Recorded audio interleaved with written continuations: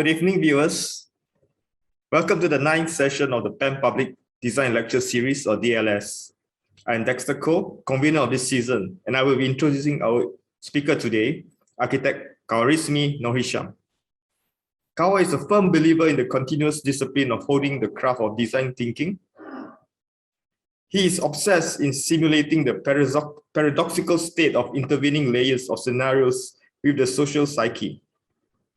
He was trained in architecture at University of Technology Mara and had additional academic experience in urban design at University of Technology Sydney, the EDAS Metropolitan Laboratory Berlin, and Politecnico di Milano in Milan.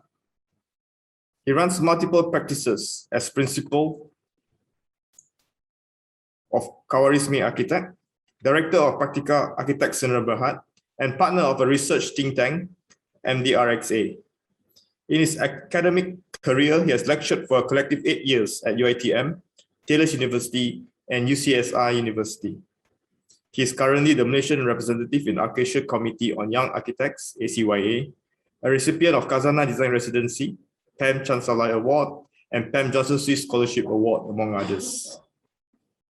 Today, Architect Qhawa will be presenting Penang Bay Climate Action Blueprint, which is a visionary urban framework to spearhead a vibrant city towards a future urban model that enhances the quality of life, spurs economic renaissance and sustainability, upheld by an empowered and resilient society. The overall urban design initiatives are working on 4 different layers that respond directly to Penang 2030 overreaching strategic terms. Penang Bay is a region at the crossroads of contrast, with rich historical and cultural narratives of Georgetown and industrial prowess of Butterworth. As the region is determined to move forward in the future, we envision both facets to come together to redefine Penang's new identity. The region-wide urban design blueprint establishes tangible visions that stimulate sustainable growth and facilitate new investment in economic, education, and social enrichment. These visions are manifested in a series of context-induced urban typologies that serve as design guidelines throughout the city. The blends of attributes of these typologies will become the mechanism of intervention whilst responding to context-specific needs. Architect Qhawarizmi Norhisham and architect Yasmin Rahman of Qhawarizmi Architect was awarded first prize in the Penang Bay International Ideas Competition, organized by Penang State Government, Georgetown Conservation and Development Corporation Sdn Bhd. The competition theme was Rethinking Penang's Urban Core in an Age of Disruption. May I please now welcome Architect Qhawa to present his winning scheme. Good evening, Qhawa. Hello, Dexter. Hi. Thank you so much for PEM CPD committee for giving me the chance and platform to talk about the competition entry. We are delightful in this afternoon to share with the members. Okay, so I will start now. Sure. Over to you, Qhawa. Thank you so much. Our entry is basically loose framework, that allow people to participate, to be part of the stakeholders that going to develop Penang. We call it as Penang Bay Climate Action Blueprint. Okay, but again, this competition is actually held last year, and it is in tandem with the announcement of a document called Penang 2030, which accompanying this competition brief, basically talking about how they foresee the next 10 years development of Penang on both shores in the next 10 years. Penang Bay is a region coined in the competition, loosely defined these 3 areas by these 3 areas. The Georgetown waterfront, it goes down south to Jelutong, and the north is bordering Gurney, and on the other side is the Butterworth waterfront, covering the old Butterworth city and a bit of Prai industrial area, and of course a series of ports lined up in those Butterworth waterfront. And not to left out the most important component, the middle, which is the what we call Pinang Strait. So these three parts has been defined in the competition as the parameter of what Pinang Bay is. Basically, Pinang Bay is fronted with these two land, and basically it's one island, one part mainland, and basically on the south, where it's bordering the first Pinang Bridge, the Pinang Bay has been defined to be the southern border of Pinang Bay has been defined as those the bridge of first Pinang Bridge. Yeah. So in a way, we have to sort of like think what can we do in this particular region, but to a certain extent, we know that there's a lot of work ongoing. So we might have to tiptoe around and see where can we contribute. They asked us to, if you read the brief carefully, I'm not so sure how many of the participants today actually entered the competition, but if you read through, it's quite vague, and as a regional design competition, it is quite difficult to really zoom into certain tangible things to work on. But this is some of the images that in the slide that catch our eyes, that reimagining the Georgetown and Batu waterfront as a new economic zone. So in a way, we kind of know that some level of capital investment will be here, and it should be, slightly more than just that. Maybe it should also contribute socially and ecologically as well. It has been outlined that within the range of international Penang International Airport, okay, the amount of catchment of possible global citizen is going to be around 275 million people, and a lot of their services, such as MICE services, meeting, incentive, exhibition industry are targeting this region per se. So if you look at it, it is well connected in this particular region, especially we have all these major economic giants. On the other side is the Hong Kong, China cities, and on the other side, all these Indians cities. So if you look at some of the plans that is currently ongoing, is obviously a range of transportation modes, or Penang Transportation Master Plan, I think what we call it, and some of the reclamation activities that is ongoing. It's not really, some of them are reclamation, some of them are result or a byproduct of certain activities. So it's been highlighted here, and then it's further outlined in a later slide. So you can see the amount of connection that is between these two shores, and of course it is a very dense urban agglomeration, and we have to somehow navigate through. But early on, we have said that, looking at all this information that's been given in the brief, we kind of understood that first of all, we don't want to touch the water.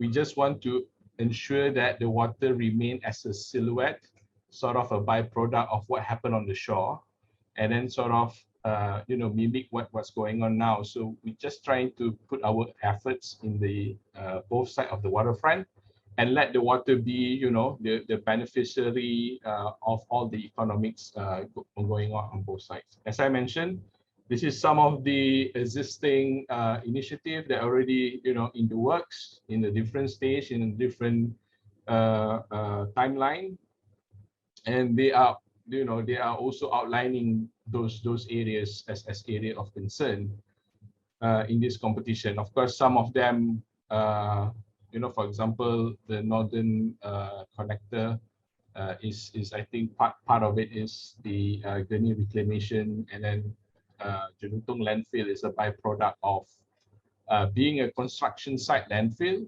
So it's not necessarily a purpose-built reclamation. Is actually a landfill, literally, where people dump construction site, and that landfill sort of grew, as year goes, and it sort of formed this more or less landmass, and other works as well. So we kind of know that we are stepping or tiptoeing around all these initiatives, and the the area that we are looking at is this. But as I mentioned, when we come in, we need to define, or where is the area of intervention. So obviously, when you talk about regional design, it's huge.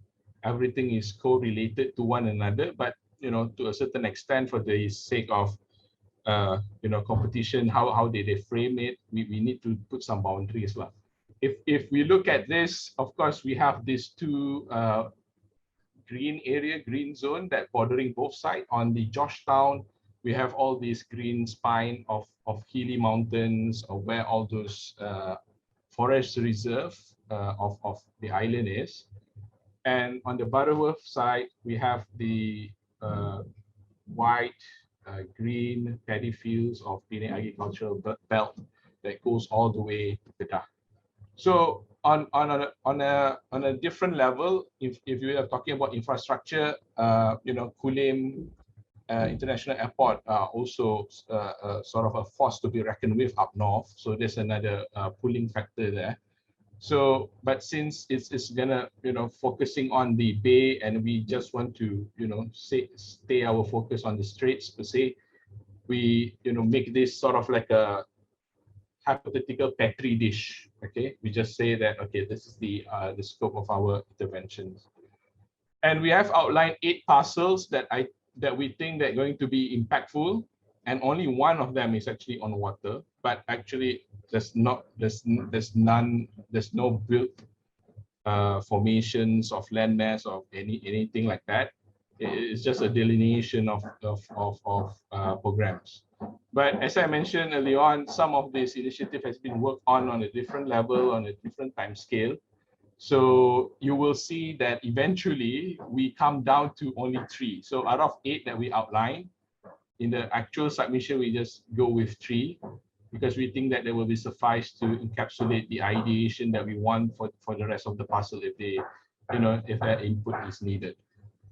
But at the end of the day, when we look at all these images of aerial photograph and whatnot, it's easy to lose the grasp of eventually people are going to live in those lines or whatever you plan. And we have to, constantly remind ourselves that this is not relate, of course, to a certain extent, relate to the macro economy and the climate, microclimate. But at the end of the day, this are the people that is going to be living there, and we are accountable for what we propose.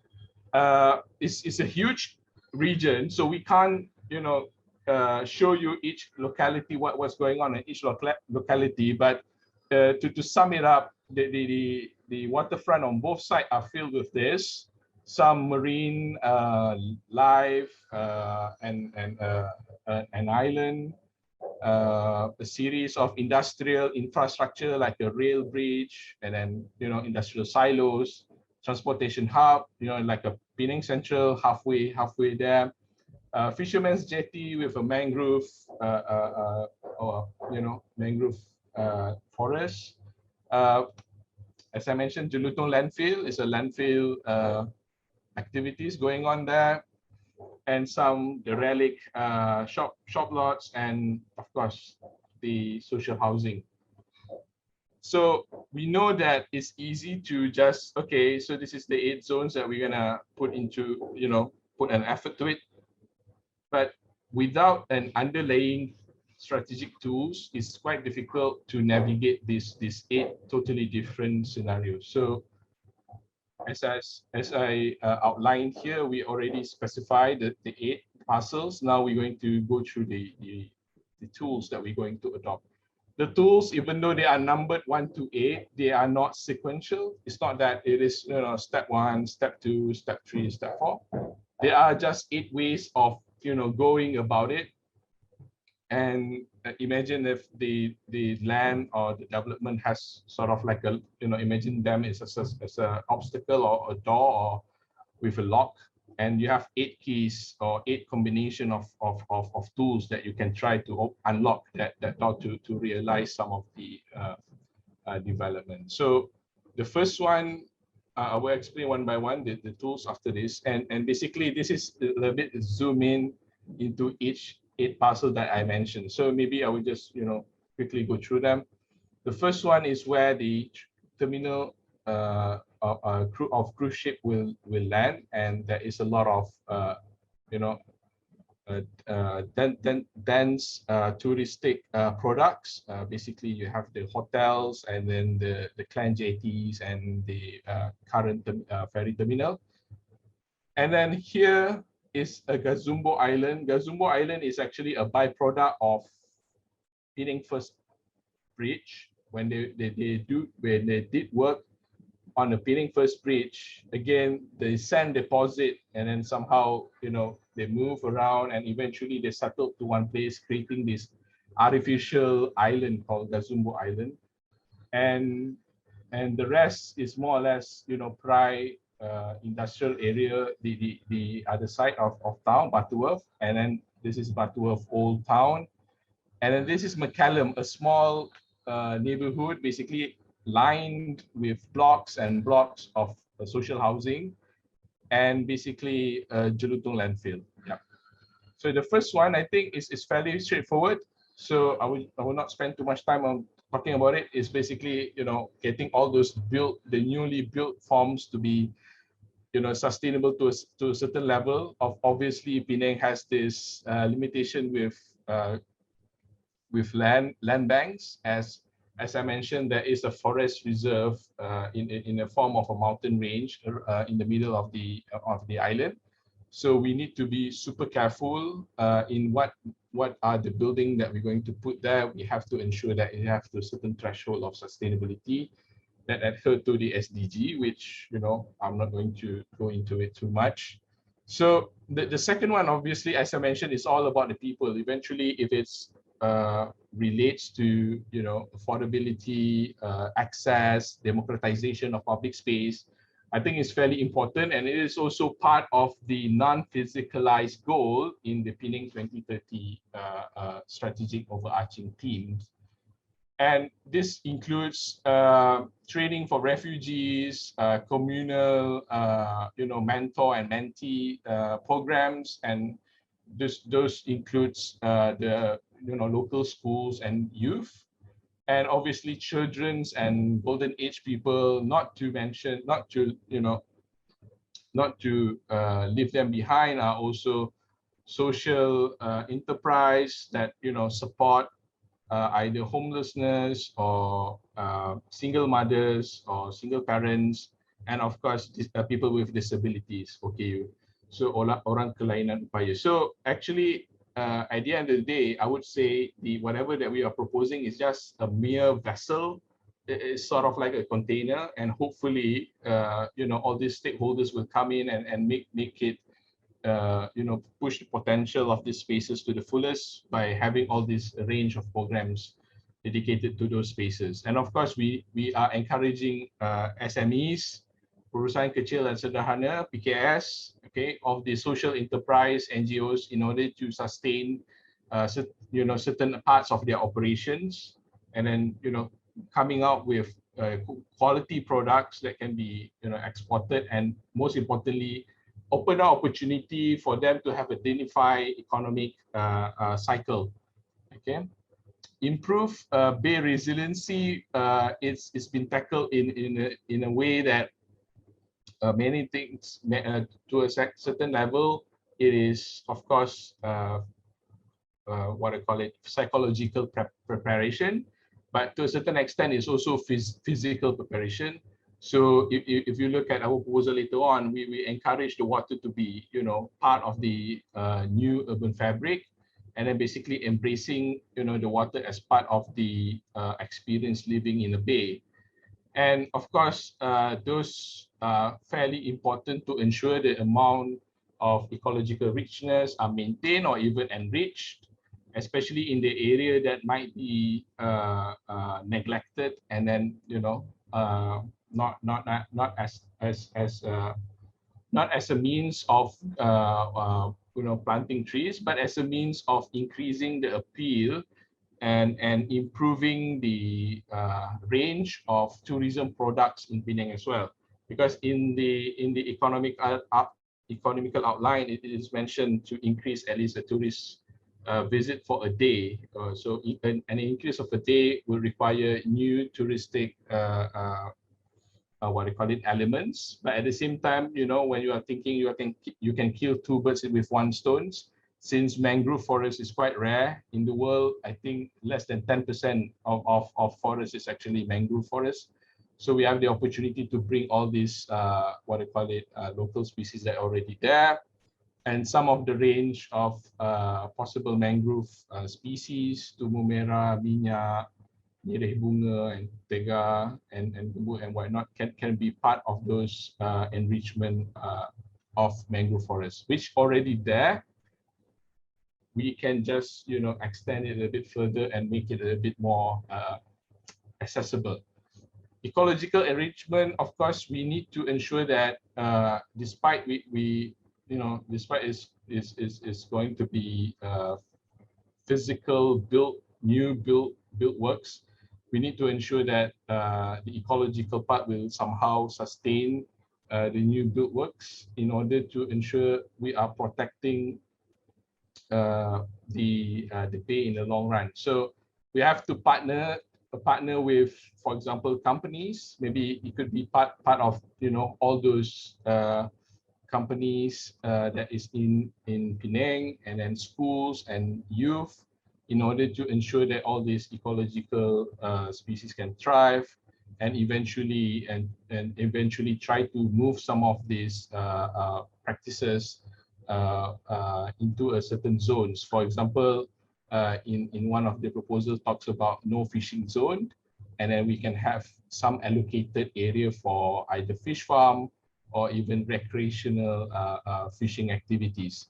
It has been proven that if you have dedicated non-fishing zone, the other parts where the fish actually nurtured can actually improve the quality and quantity of the produce you landed.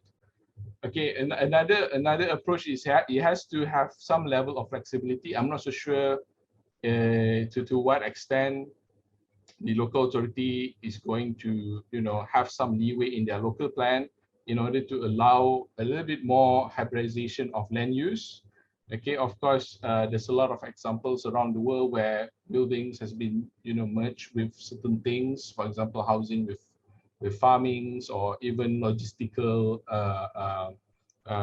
facilities. I mean, if you look at your shop row now, almost each shop row or certain, you know, in certain locality, especially in urban center, has a courier service building or logistical company. So it's quite, you know, with the advent of online shopping, it is fairly common, and hopefully some of these semi-industrial space could coexist in a, you know, slightly more centered or urban centered, so that the delivery of parcels can be done by, you know, autonomous drones, and you don't have all these motorcycle vans sweeping through all your neighborhoods, basically, you know, with their gas vehicle going around. Sustainable mobility network, of course, some of the current initiative includes, as I mentioned earlier on, the transportation, Penang Transportation Master Plan, which we don't have any, you know, power to change or whatnot. We just not going to go, you know, into detail what it is, where the service stops and starts, but we just want to focus on the fact that we can improve some of the linkages. So obviously, some of these proposals, even the Penang Sky Bridge, is sort of been visualized here as sort of like a independent structure beside Pinang Central. So we think some of this could be slightly, some of our suggestions could improve the connection, the interlink between those model, you know, transport models. But of course, the most important thing for us is actually to connect the last mile service and introduction of PMDs, personal mobility devices. I think it's fairly popular in Singapore to utilize this kind of personal mobility devices, usually electric powered, and some of the startup has services of leasing them for short term. land use, the land value reallotment, basically try to shift if some of the area that is prone to flooding or water rising, we can shift them to somewhere else. It's closely related to number 8, dynamic development model, where we ensure that the value of those land that is underwater, then we want to take up their land for a common good, for a project that is, a resiliency project, for example, for a common good, we can somehow replace them somewhere else. But of course, the question now is, how do we manage that? And obviously, thinking 2030, 10 years, at the moment of the competition being held, 10 years from there, blockchain will mature to a certain extent that maybe we can find a blockchain that is super efficient, maybe use 1% of the most efficient blockchain that we have today. And all those negotiation and sort of like, whatever density or plot ratio that is eligible for that particular land that is going to be taken out will be, part of the smart contract that is within the NFT's ecosystem. So if you could sort of imagine your land title, okay, being minted as NFT, and then basically those NFT have a utilitarian function in it, and then basically we can ensure that your value, your land value is still available, and you can sort of sell in parts instead of having a land title that is going to sing anyway. So it's a way that we can navigate how can we shift those values. But of course, currently the most popular adoption of blockchain is cryptocurrency. This is not how cryptocurrency looks like. So it's just a good way, sort of like a introduction of the technology, and hopefully in 10 years it will be adopted as the technology matures. So we're going to go to the first one. Unfortunately, due to our research looking at it, we eventually did not put our intervention here. Okay, if you look at the terminal, cruise terminal, they are extending, anticipating maybe post-pandemic boom. I'm not so sure, but if upon researching about the area, we see that we should convert this area, the whole area, to be sort of tourist oriented programs, closing some roads, converting into squares and plazas. So we have to ensure that we sort of understood what's going on to before we start, and then eventually found out all this information that they are going to extend the cruise terminal, and then basically have some other proposed development or facelift in that particular area.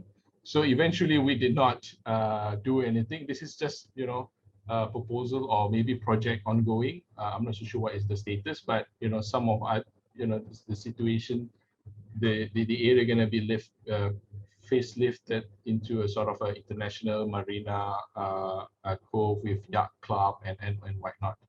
So this is not our work. Again, I can't stress that enough. It's just that I want to show that there is already something planned. So eventually we decided not to do it. And on the flip side, above Fort Cornwallis, there's already an esplanade ongoing, and the works are already on the ground. They are building a historically accurate seawall, and of course the rehabilitation of Fort Cornwallis. So there's a lot of work is already going on there. So we just leave it as it is, and then we move on to McCallum neighborhood. McCallum is sort of like a neighborhood that is seen as the back portion, but actually it is quite frontal. So if you look at the landmark, you can easily identify Komta for you to get a bearing. And on the area where it touched the water, actually is a heavy landing pier, meaning a lot of construction vehicle construction material actually landed here through barges, and basically none of the waterfront can be enjoyed by the residents here. So we just want to see how can we improve some of the predicament of this particular area and other areas, because as I mentioned, when you talk about regional design, everything is interrelated. First of all, we see that there is a constant influx of traffic going to the ferry terminal, but the problem is as soon as it goes, bordering the UNESCO gazetted area, there's a huge lane reduction. The highway goes down into a few lanes drastically as it goes through the front of Clan JTs. So we know that first of all, the terminal ferry is quite problematic because it's smack in the middle where the UNESCO gazetted area is, where the tourists will go. But the problem is commuters don't actually go there every day. They want to go to either the south to Bayan Lepas to work in those factories, or to the north to work in the CBDs, in gurneys, in those offices. So we were thinking, what if we can move the whole terminal here and then leave that terminal, the old terminal, as a touristic centric terminal, and move all the utilitarian and all those commuters to use this new terminal. So that's our first intervention, and sort of get a bypass before we hit the UNESCO gazetted line, which is here. The second one, of course, we want to do something, as I mentioned, it's all about the stakeholders. We want to do something for the locals. On the other side of the river, Kapal Singh Drive is a newly built township, which there is a small connection of I think, if not mistaken, a bicycle bridge. But other than that, they can just see from the other side, looking on the new esplanade. And we think that we can do something to stitch this area and then make that gap closer.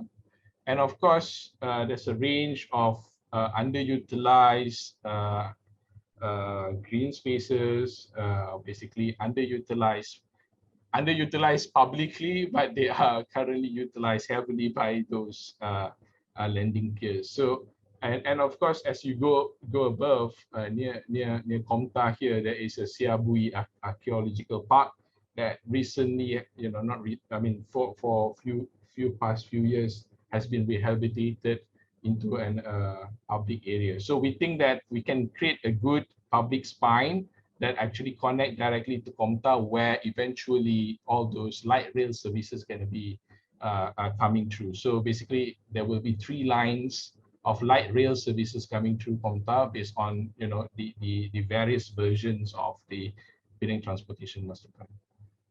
So we think that we can create that sort of leisure promenade and then double up carbon sink city forest as well, in order to border the social housing, to give them a bit more desirable public space to live. And of course, as I mentioned, the Siabui Urban Archaeological Park is already there, and some of the area where we have some shop lot ruins and open car park can be somehow integrated into a larger urban archaeological park.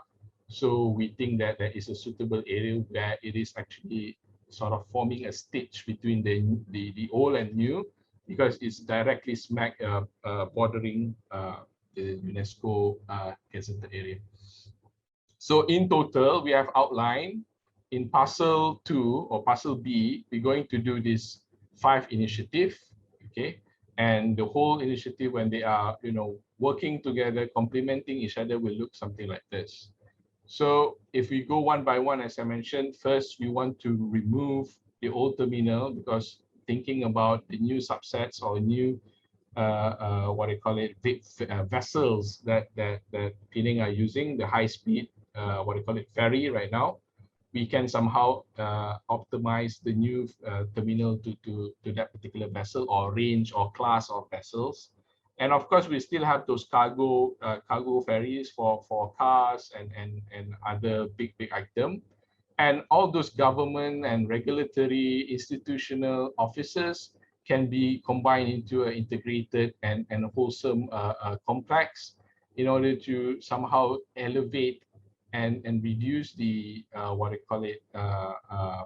the intensity of activities inside the possibly a bit more tourist oriented enclave. And of course, we will connect it into a new bus terminal, just like the old terminal ferry, and then basically offer some services to other parts of the region like Phuket, Krabi, so we will have immigration facilities here as well. So this is the original terminal that we are replacing, and this is in sort of a new form, collecting all those governments, institutionals and other facilities, authority facilities into one new ferry terminal, and we can fully dedicate this because this is directly flanking the Klang jetties. On the second portion, on the second initiative, we want to create a loop. So try to, capitalize on the bridge that is already there and somehow create another connection to bypass what they call it, Kapal Singh Drive, and try to give an opportunity for the locals that live here in this range of social housing. I think mainly there are 20 stories with at least 20 plus blocks of social housing with estimated population around 5,000 to 6,000 people. So access to water is important, and of course on top we have some fishermen's. There's already is a fisherman landing jetty, but we can improve their infrastructure to include frozen facilities to improve their quality of their produce. And of course, there is a new sort of traffic bypass, okay, from the highway here in order to get to the new terminal, and under the the flyover, we're going to create a very vibrant and sheltered and shaded open space. And of course, we still have those buildings around as a community hub and where social enterprise can house their operations. And the third initiative is really just making it sort of like a carbon sink area that sort of connect and go above the road and then go into eventually to Siabui Urban Ecological Park. And we try to ensure that this enhancement are also followed by the improvement of social housing, just like the Pritzker awardees that actually refurbish old social apartments with additional outer living rooms. So I think some of the blocks here now has become a front. So now they can, reap some of this capital appreciation, because previously they were considered as the back portion of this particular area. So now, some of this development hopefully can improve their living situation.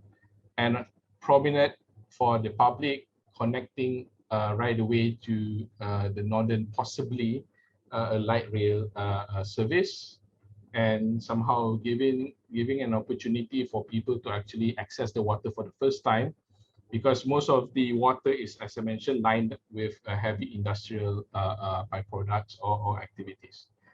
And the ecological park will feature a new sort of museum, but try to be quite subtle and in its appearance, try to be part of the ground, try to somehow give some context to the waterway, and of course the historical narrative of UNESCO town with a little bit modern twist on the architecture. But since it's a bordering the gazetted area, I don't see any problem of doing that. In short, we have outlined that the multimodal terminal will be, the anchor, and all services will come to that, either watercraft, aircraft, or even all those public,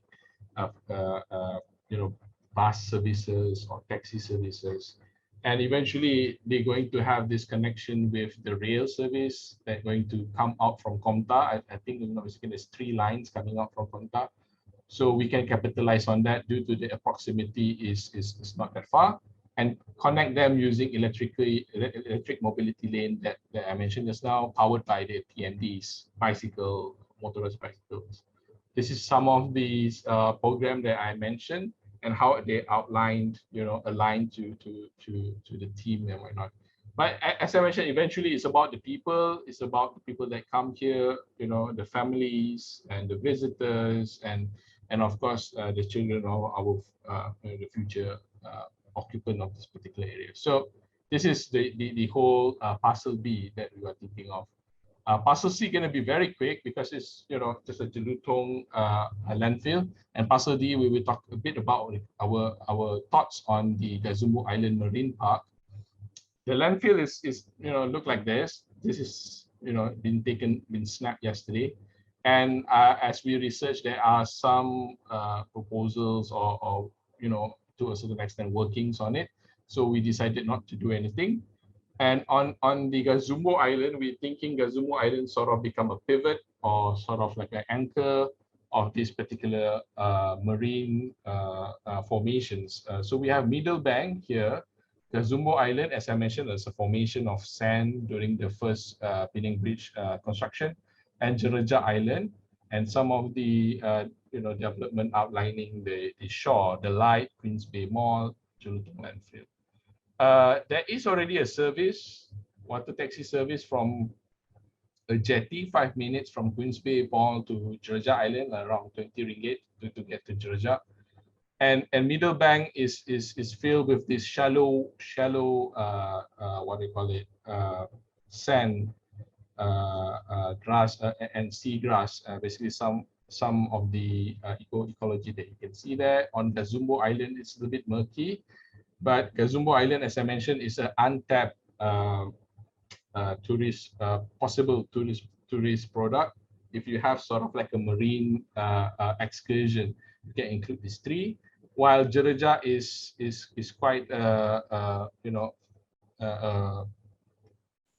there's a long history with Jereja. It used to be sort of a camp for quarantine, and then there are also some plants and touristic activities there. And around Jereja, there's a lot of fish farms. So all these are potential touristic products that we can collate together into one branding, sort of like a Gazumbo Marine Park, more or less like that. And Jereja, once you are there, it's now, I'm not so sure about now, but when before COVID, it's a bit, it's a lively, colorful place to be, with a lot of Instagrammable locations, and it opens very early, 6:30, up to the last ship that goes out is around 12:30. So it's a fairly happening place. But if you have a different persuasion, Jereja also offer this range of sort of like exploring the island. You can hike the island to find all these structures. The barracks, the quarantine barracks, are still looking good, with the abandoned chapels and other administrative buildings of the old quarantine center. So that's what the marine park will be. So it's a collection of venues. The last piece that we actually did something is parcel G and H. We kind of do it together because of the proximity. Banking and leveraging on the prowess of Pinang Central, and of course the mangrove, mangrove outgrow on the river bank. So this is the situation right now. We have a very huge utilitarian space of Pinang Port, bagian dalam Pinang Port, and of course this is the ferry. And the Pinang Central is just a small building here with a elongated linear KTM Butterworth station, and the rest is fairly built moderately, with a huge I think industrial plants and a smelting plant here. So we see that currently Pinang Central maybe not at its full form, and it's not sort of like connecting anything to anything as well, because it's been sort of isolated. At least half of its radius is actually facing the water, the jetty, the rail, the current infrastructure. So not much, not many people are going to benefit from that. So we were thinking, what if we can radiate and sort of create a second layer of radiation, of exposure to the inner part. So we try to somehow create a literal radius, okay, in order to increase the catchment of Pinang Central.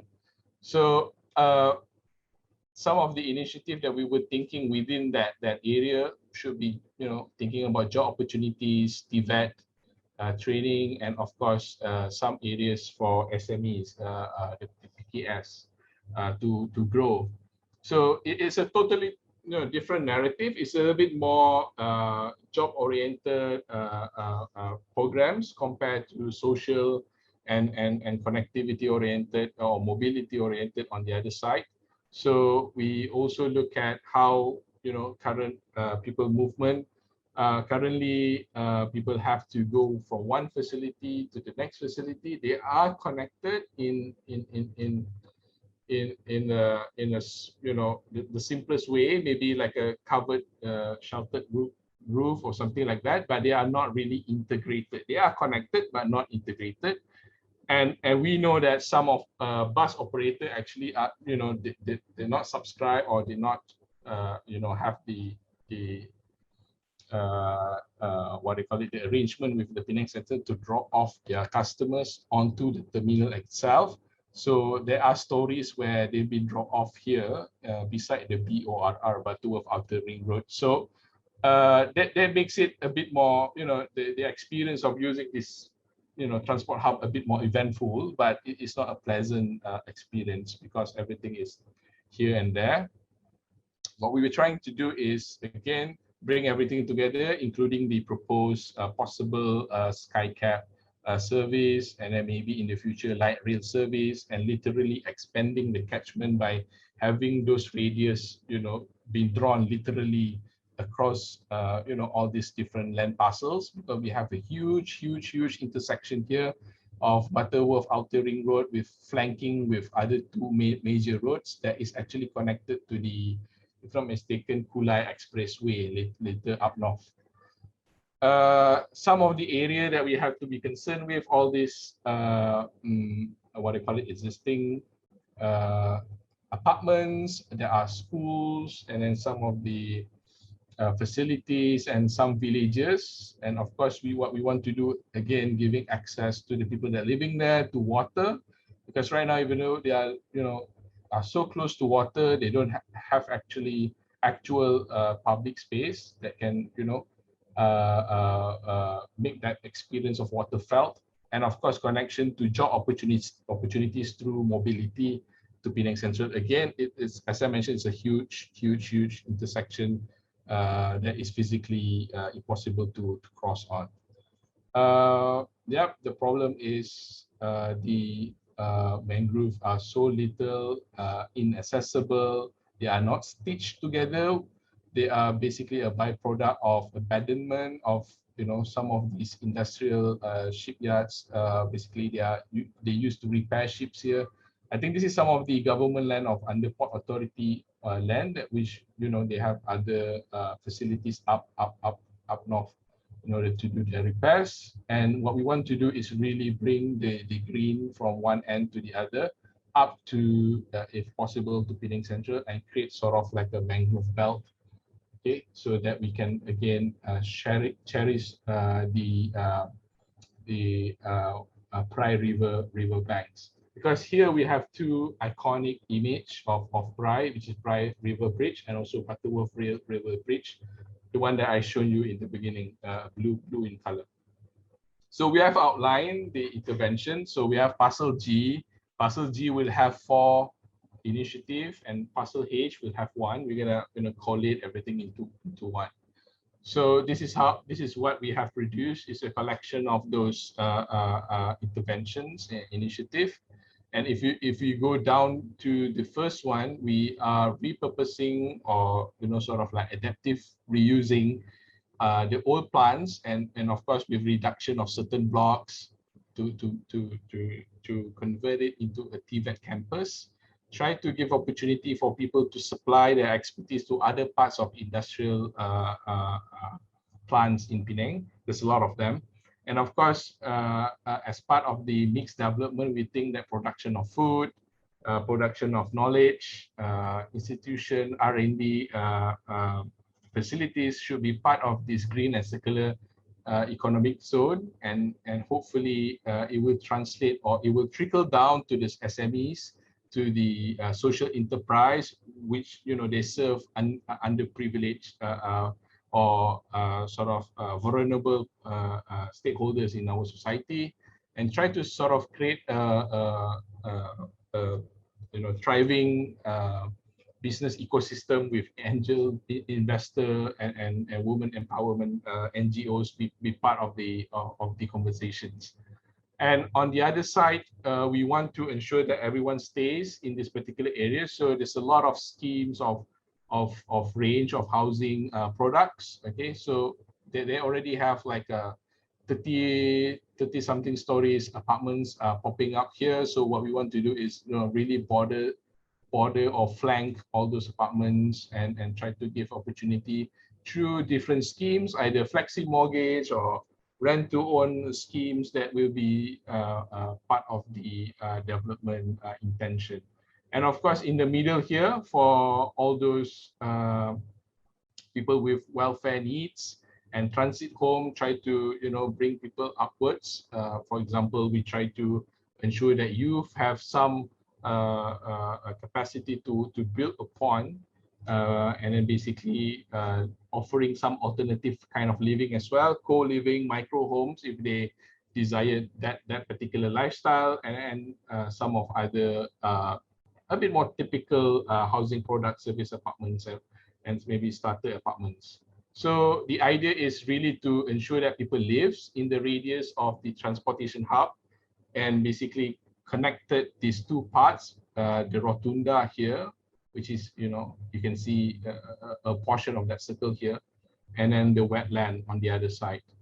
And when it comes to the terminal itself, what we want to do is really to echo the McCallum new ferry terminal by having additional services. Maybe we can have smaller craft to have some services, faster services in order to improve the connectivity. As I shown you in the Gazumbo Marine Park, it connects the light, connect to the Julutong landfill, connect to Jereja, connect to Gazumbo. So there's an array of water taxi route, and of course integration of all services through a large retail space. So basically we can have those KTMs, arrivals, covered in a bit more comfortable setting, going into Pinang Central, where buses, water taxi, ferry services are, and Skycab can be in between. It is in its initial position or planned position. It's just that we make it integrated together, and obviously we can improve the the transport-oriented development spaces here in order to ensure that the main terminal remain feasible. And of course, if you look at it, we mentioned just now that we literally want to connect different parts of the town, because Metro Road and DOR are really cutting the neighborhood into small pieces.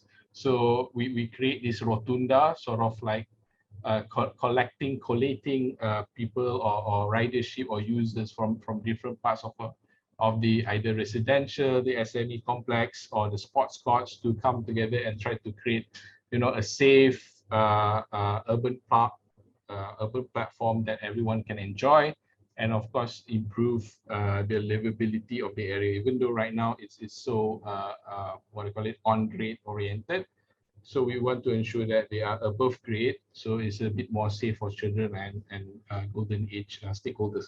Another feature that we did is, some of these KTMs cargo includes parcels, mails, and all those deliverables. So as I mentioned, we don't want these vans, motorcycles sweeping through the neighborhoods with their carbon emissive vehicles.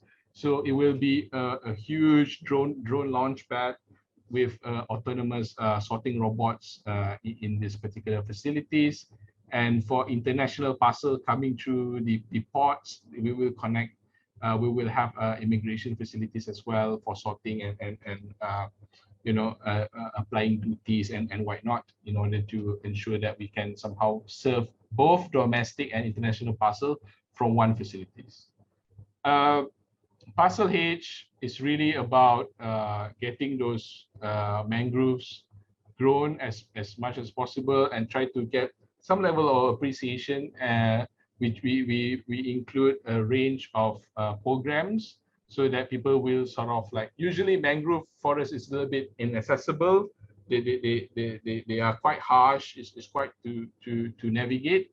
But if you look at this outlined elevated walkway, we try to intervene layers of circulation. So it depends on you how deep you want to go, and basically it offers different range of programs. Starting with the one that nearby the housing development would be something a bit more communal oriented. Okay, like a pool or a community center, a library in the forest, or a mangrove forest, things like that. And a mangrove recovery center is for the tourists. Of course, this will be a starting point for buses and whatnot. We don't want them to sweep through a people's neighborhood in order to enjoy the mangrove forest. And then there is a series of activities from getting services, or going out for a fishing excursion, or just enjoying a walk in the mangrove that eventually leads to sort of an avian or birds sanctuary down a bit south. It's not covered there, but it's there. So in the hindsight, how the connectivity is more or less like this. We have this very strong expressway, Batu of Outer Ring Road, BORR, basically trying to somehow tap some of the vehicular services, public services to come in. The new Pinang Central, what we call it, a new and revised, fully formed Pinang Central, if you will have these services connected. KTM is already there. We just want to make it a bit more integrated. SkyCap will eventually be there, hopefully. And it is literally radiating around this rotunda park, connecting all those different parts. And of course, as I mentioned, the last mile connectivity is the most important. So, we will have those PMDs, personal mobility devices, to be part of the empowering people's mobility. And eventually, this area is a bit more dedicated to the young people that are looking for work, upskilling, and of course, to a certain extent, families as well. And the stakeholders are responding, sort of to the programs and the thematic that has been outlined. This is what we submitted at the end of the day. So to cut short, other parts like parcel E and F is actually supposedly become sort of a high-tech autonomous farm. There's a lot of prawn farm along Pryor River, actually up north as it goes in. So we were thinking if we can bring those farm food production to be nearer, we can reduce food miles. And then supposedly we want to develop Butterworth Old Town to somehow give a sort of like give an alternative for the Georgetown Old Town to somehow give a different range or array of products, of tourism products. And this should be a catalyst to Penang Agro Food Corridor, connecting to the Penang Agriculture Belt that I mentioned. And the rest is just, we were thinking this as a catalyst, and eventually the river rehabilitation will somehow continues until what I call it, the autonomous farm area, and sort of snaking through the river banks, while the new acquired skills will start to supply more, vertically integrated operation, not just manufacturing, but after this, maybe they want to develop softwares, hardware from whatever they produce, all those microprocessors, electronic processes they are producing. We should think like sort of a vertical value chain in order to improve the economical outlook. So we need skilled labor there. Jelutong landfill, actually we are thinking about sort of like a innovation campus, and then ensuring there's no brain drain going on, and then keeping the talent here. And then this is Gazumbo Island Marine Park, as I mentioned, connecting all those development, Queens Bay Mall, the Light, Jelutong landfill, McCallum, and then of course Georgetown which going to be a bit more tourist oriented. And eventually the McKellen Waterfront Spine, that even though it starts here and then sort of like ended in Komta or the Komta complex, it is actually a plan for a bigger network of green areas connecting all these major green fabric areas or public areas further into the Georgetown or further in Penang Island. So as a whole, this is roughly the plan, and this is the boards that we have submitted. We only, because it's outlined to be either submission of boards or video. So it's just a three boards, and I don't think we have much room to cover other parcels. So we have decided to just go with three, as I mentioned early on in my presentation. But I would say we were pleasantly surprised because we think there's so many worthy winners. There's so many good ideas that we haven't thought of that I think only benefit the stakeholders. So I would applaud all of you to go into Penang International Ideas Competition website. Go click the winner announcement link here. You can see the whole range of ideas coming from all across the world.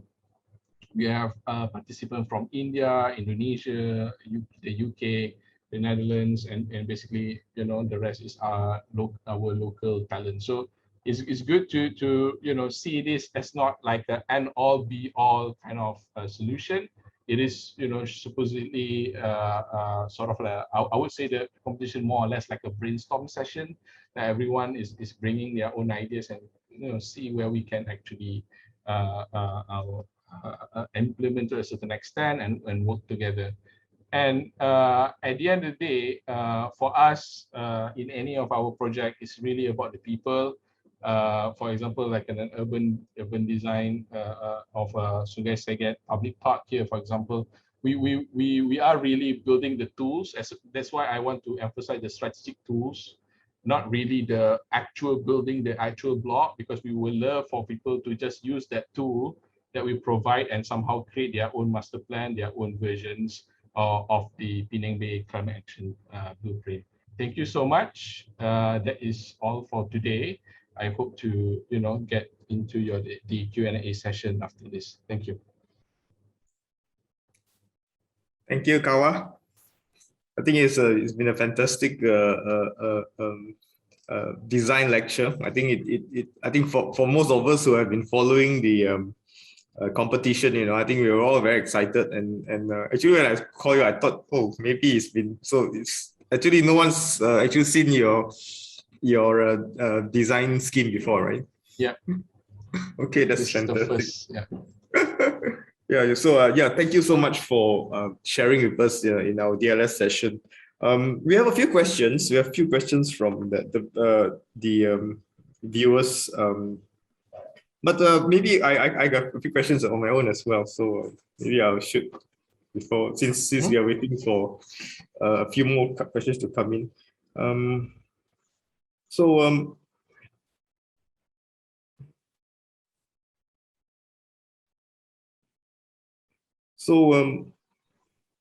of the first questions. So you're quite well known as a serial competition winner. So how many have you won so far? This is your what, 6th, 7th, or? I mean professionally not much. I mean I have a hit and miss. I think on the first prize winner is just this, and the Penang Jelutong public market.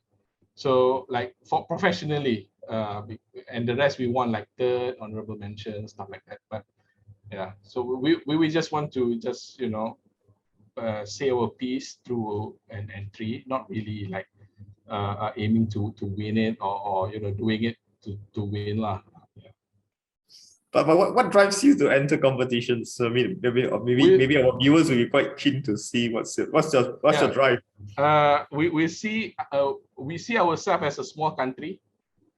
So if you imagine Olympics, right? All these countries are competing. if you compare like GDP of Germany or whatnot, it's quite difficult for other countries to compete. So the only way that they can like compete and be visible is in the Olympics. You know, all the small countries are really good in walking or what do you call it, 100-meter dash. Now suddenly their country got a little bit publicized or a bit well known. So I think there's a way. We see sports and we say that, oh, maybe there's a way of doing that, because I think competition is a good leverage where a small fry like us, like literally we are like 5 person and below, and this work is done by two person, can somehow be a bit more what do you call it, visible, and not too bogged down by the the requirement of you need a certain amount of capital or personnel. So we see competition as a means to be a bit more visible per se. So not really thinking that we will won every time, but I think the fact that persistent alone will hopefully will garner a little bit of noticeability, hopefully. I think you have. I think. Do you think you have gained the visibility that in forms of commissions and projects? Does it transliterate in that way? To a certain extent, yes. But if you look at how the project has been, the reason, okay, most of the time competitions are held because of the tricky circumstance the project is. For example, even the Penang, the Jelutong market, there's so many stakeholders, and these are also to a certain extent is a bit. There's a lot of stakeholders that's what I'm to say. It's not that you win today and then tomorrow something gonna get built. So we after doing this a few rounds, we just set ourselves to just get the competition done, and then whatever happened after that is a different thing. Usually, what the competition does is it opens doors, meaning that if you go to MBPP, to the planning department today, they kind of know us already. Oh, you know you, right? Because we work closely with them during the market, the Jelutong market. So it's not necessarily they have a project in mind. It's just that it's just unlock the door, but after that it's up to your own initiative. But as I shown you, there's a lot of other people are doing things already in those parcels. So it's not as easy as the direct like a developer want to commission something. So yeah. So what comes after this win?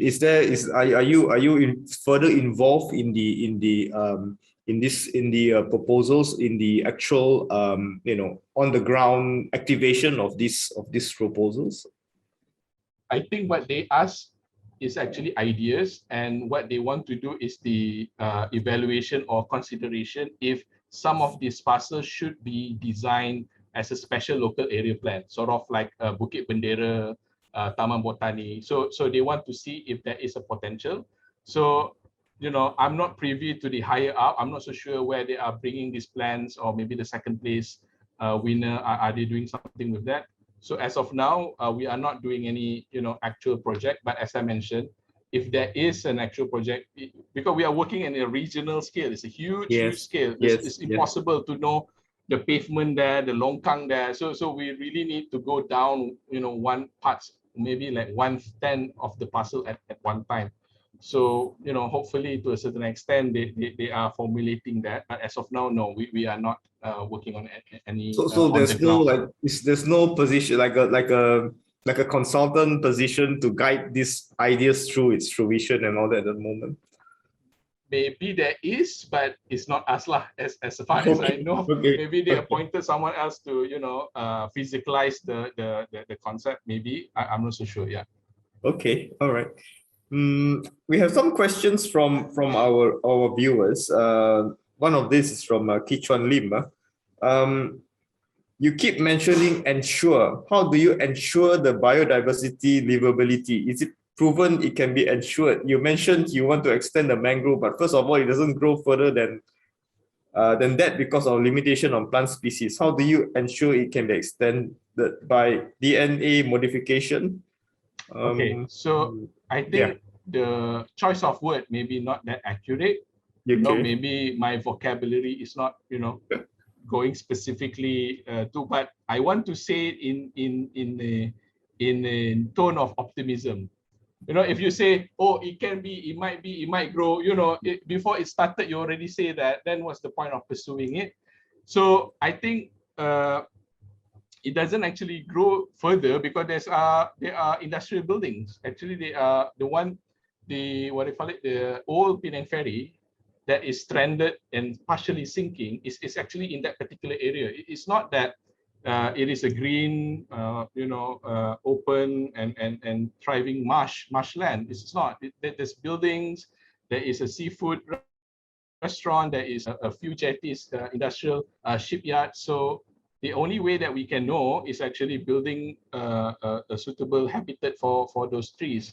Of course, mangrove is not unique as per, they can be planted. I mean, in the photo that I've shown you, a lot of initiative have been done to plant mangrove trees. So I'm not so sure about the extent that you are referring to, because what I know, to be effective, mangrove, sort of boundary has to be 50 meter up to 200 meter deep in order for it to withstand a tsunami. So, but since we are sort of like an inner river bank, I'm not expecting tsunami to, we are not designing the mangrove tree for tsunami per se, but we try to ensure that, we just want some level of, experience, what do you call it, some level of sort of a gamut of experience, meaning when people come to Penang, none of them are thinking about mangrove forest, even though it's there.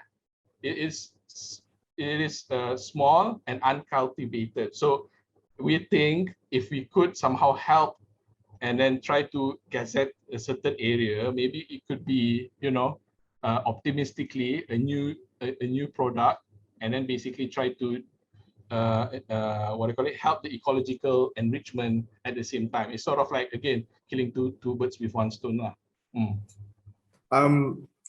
One of the things that I'm actually very, very, very elated is that an architect has won this competition. I think it is like it's a way of architects reclaiming their position as master planners, as placemakers.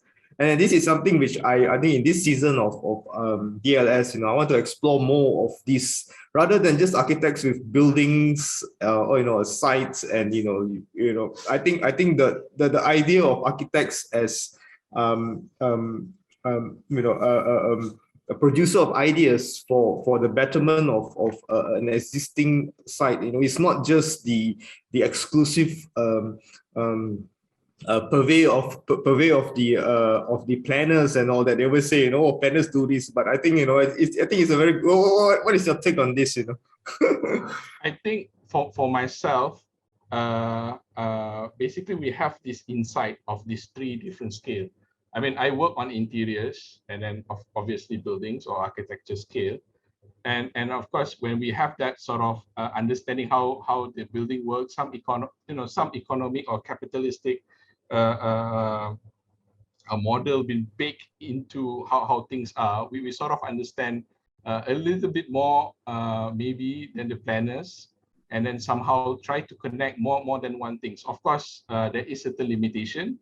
I mean, legal limitation, you might say that, the local plan says this, the structure plan says that, the what they call it, national land code doesn't have such blockchain technology integrated in the national land code. Of course, there is some legal hurdles, but thinking this, going 10 years down the line, we think that, with all those all those legal reforms and the new planning, policy, we can get it done. So the edge that the architect has is really that, looking at different, not different, but combining things that might be seen unrelated, like how does autonomous sorting drone relates to this master plan, and how does all this social enterprise and how angel investors are working on empowering those SMEs, how does that relate to the master plan? So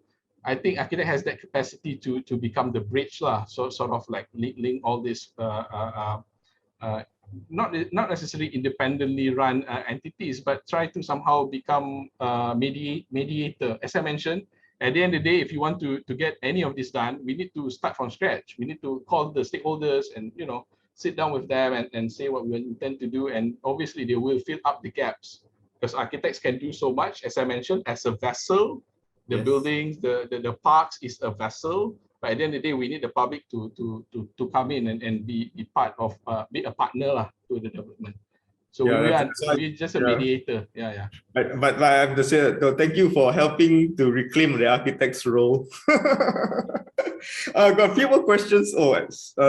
Now there's a lot of questions coming in. I think it's warming up already. One from Adela Natalie Askanda. Quite exciting, ambitious plans for the various parcels. To date, however, the Penang government has not been able to even upgrade the Butterworth terminal connectivity for many years.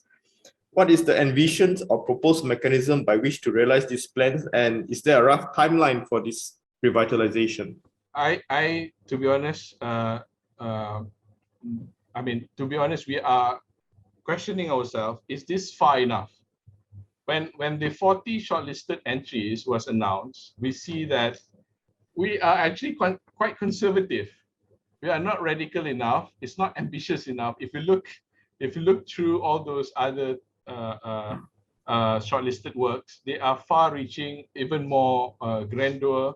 I'm not so sure if it could be done in 10 years. So I would say, as I mentioned, we're not trying to do every part. I mean, some of the parcel doesn't even have a build form. It's just a reorganization of programs or connection, and some of them is already been run by private entity or whatever entities that are working on a different scale.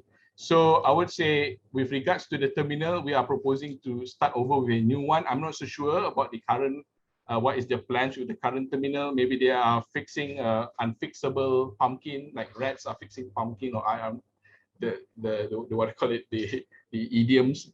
So basically we're thinking, okay, maybe it's not worth it anymore. Maybe it's more expensive to retrofit old terminals to a new vessel, to a new class of vessel. So why not we just build a new one? So that's our approach. But I'm not so sure about the current initiative to repair the old ones. The rough timeline that we put here is 10 years, but obviously we already 1 year in and no appointments, or I'm not so sure. Maybe they appoint someone else. It could be a possibility. But when we design this, we were aiming for 10 years. If you look at, I think all competition have to be evaluated in relativity. And of course, if you look at this particular work, you will say that, oh, it is too much. But if you take it on the judges or the jury's perspective, it's all about relativity. So you can see that other people are a bit more, either more conservative, and some are a bit more radical. So only then you can see why and where we are. We will say we are quite in the middle, not too overly ambitious by having a series of new reclamation in the Pinang Strait, but at the same time not totally underbuilt or not building anything at all. So I think we have a good balance. Yeah. Okay, there's a actual reply from Adrian Chan. Works for Butterworth Terminal halted due to fundings. It was supposed to have 8 parcels. A few more questions. I'm not sure you can answer this because I'm trying to figure out relevancy, but this is from Kong Koi Eng. Would the Penang Undersea Tunnel, if it ever get constructed, affect the planning for the various parcels of the Penang Bay area and Butterworth? As I understood, the tunnel will be up north, Gurney area, so I'm not so sure, because it doesn't touch any of the parcels. So as I mentioned, there's a lot of initiative going on. And I already used this word, we are tiptoeing around, because as more and more things we research, we found out that there's a lot, we are encroaching other people's territory. And even here, I saw Penang Art District idea is not part of Mekellem Parcel anymore. We did not realize that there is a planned art district parcel there actually. So as I mentioned, we try our best to map out whatever current initiative. But obviously, we must miss 1 or 2 parts because we are covering a huge area. I mean, but I suppose at the end of the day, the ball is in the court of the state government, because they are the implementer and they have the power to do so. We can only say so much. We can only propose that much and give the ideas. And I think the PT would be the follow through. If it's just an ideas competition for vanity's sake and nothing comes out of it, I think it will be quite a disappointing kind of thing, because the whole idea is to gauge responses and new ideations, to improve and better the areas. Yeah. Okay, another question from Kok Liang Lam. Tell us about the Penang demographic and trend. How does this approach address the long-term aging market? Penang has a particular ethnic cultural flavor. As a Penang guide, I need to say I'm a bit dismayed. Sorry. Okay. Yeah, I think if there is anything that actually offend you, I apologize. We did our best, and actually, to be fair, it's not us that try to be number one. We are not trying to win it. We are at the mercy of the jury. So to a certain extent, we try to capture everything. But again, if you look at all the proposal, we're not trying to. That's why I don't put perspective, because I don't want to say that it should look like this way or that way, or even GFAs or calculation. There's none of that details, as I mentioned. We need to engage the locals definitely to see what was going on. That's why everything that you see is sort of like a block, like a generic block that colored very childishly, because we were thinking we are not talking to the architects really. We want to print this a huge scale of this particular isometric, and just let public just take pencil color markers, pad notes with their own suggestion of programs and trash out the blocks. So we actually just trying to give them sort of a Lego, sort of like a playful thing lah. That's why we don't even have a plan. Did you realize that we don't even have like a plan drawing, because that's how vague we want to be. It is intentional to just make one drawing, and maybe we can make it black and white and remove all the connotation even for the public version, and let public just trash it out, because really we don't really have anything. It's just a vessel, a container, and we really want people to the locals here to really put forth what they actually feel. Yeah, so yeah. I think when you showed your 8x8, I think one of the keywords was inclusivity, right? So I think that brings the point across quite well. Okay, another question. Do you think the proposed KIA will do good to free up the island of its current traffic predicaments, perhaps making way for a potential redevelopment of Penang Airport from Sarizal Yusof? This is your opinion piece. This is a bit up north, right? The KXP, the Kulai Airport City, or I'm not so sure what they call it. Kulim, sorry, Kulai pula. Kulim, yeah. Maybe. But I'm not an expert in transportation. Planning. So it could be, because right now Penang expanding their airports. So there is already a plan, but I think what they want to do is to ensure that some of those utilitarian function of cargo handling and stuff like that to be handled by the other airports, to ensure that Penang is a bit more tourist centric. Because right now, if you look at the data, 1 out of 6 people that landed in Penang is looking for healthcare. They are healthcare tourists back before COVID started lah. So they are exploring mines, healthcare, education, tourism, all those medium and longer term industries, in order to complement the domestic, single night stay or 2 night stays. So maybe, hopefully, it will reduce the pressure on the current Penang International Airport. Yeah. Okay, good. Another question. How do you anticipate future high traffic volume by Nabil Ahmad? Actually, we hope that we can leverage on alternative mobility. There might be a lot of volume, but hopefully not in the form of cars or private vehicles. That's why we keep on emphasizing building a network of electric mobility lane or for PMDs, and hopefully come with startups that supply or lease those devices, personal mobility devices, along with appropriate charging infrastructures.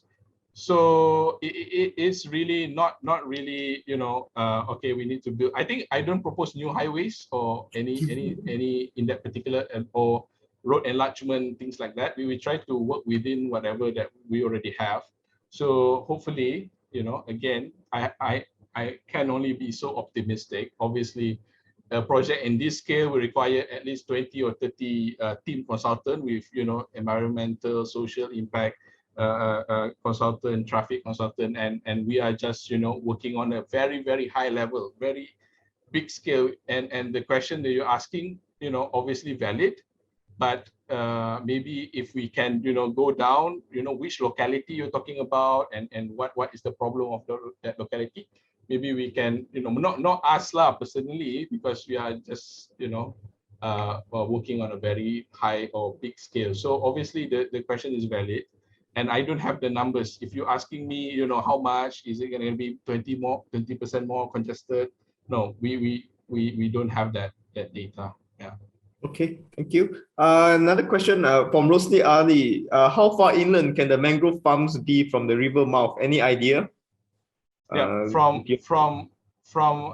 what I call it, an area where open sea is, it could go in up to 200 meters. So it could range. It could range from, as thin as 20 to 200. So, but again, this is, talking with the most, with the utmost optimism. And of course, I did not do any, land acidity tests or what do you call it, heavy metal substance soil tests and that sort. And I hope you understand the parameter of the competition's aim. And again, compare relatively with other entries. Yeah. Okay, good. Thank you. Another question. Is this planned anticipating the proposed artificial projects from Nabil Ahmad? So there is, of course, the other more controversial competition. Yeah, the question is a planned anticipating the proposed artificial projects? I think if I remember correctly, this competition is after the PSR, if not, yes. if my recollection is correct.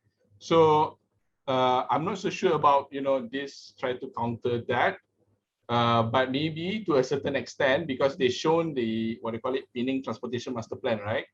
Yes. So maybe because that, as I understood, is an output of that development on the south. So since they asked us to consider that transport master plan in the brief, so I presume this is sort of like complementary. It's not like we want to do another version of that. So we're assuming, okay, again, we can only do that because, with the most optimism, we can't, like, the organizer are not giving us any straight answers. We're assuming from their vague description, this is sort of like, okay, if something happened there, what going to be the spillover, or sort of like, what happened to the bay, sort of questioning. So obviously, to a certain extent, we try to leverage the heightened connectivity in order to serve the people that already living there, already living in those, for example, McCallum social housing and whatnot. So despite whatever happened, let's say the light rail service is available in Komta. We just want to tap into those underprivileged neighborhoods. Okay, I've got a question from the chat, but I will just read it out because it's not in the Q&A. Yeah. From Nabila Rezwan. I have a question regarding the Pinang Central. Is the Penang local plan has another plan to integrate the Pinang Central with the surrounding area? Is there any future development that are being proposed, or is it just what it is, only a Pinang Central? There is, because they're already starting, there are some substructure and even some columns on the ground actually already been built. If you went there, you will see some of the traces of these structures, and I'm not so sure which version, but if you go into the internet, there's a lot of version of high rises, office space, sort of like a mini CBD is planned to be developed there. That's as far as I know lah. So as far as what structural plan says, or the density or the plot ratio has been assigned to it, I'm not so sure what is the actual number, if you ask me. Yeah, but there is something dense been planned there if you go through the internet. But again, I'm not so sure which proposal are actually going to be implemented, because there's many. Yeah. Okay. Yeah, we've actually covered all the questions, and we also reached the 6:30 time. So it's right on the spot. Yep. If there's no other questions, I don't think we have time for it anyway. So I think with that, once again, I'd like to thank you so much for sharing your sharing session, I think thank you so much for sharing with us, and also for answering to my request for this design to join the design series. So yeah, with that, we've come to the end of the first DLS of season 9, 2021-22. So tune in again next month on Wednesday, the 15th of September, when we have architect Alan Tay presenting placemaking as a form of architectural practice. So yeah, thanks once again. Okay, so we're signing out. Okay, take care everyone. Stay safe. Bye.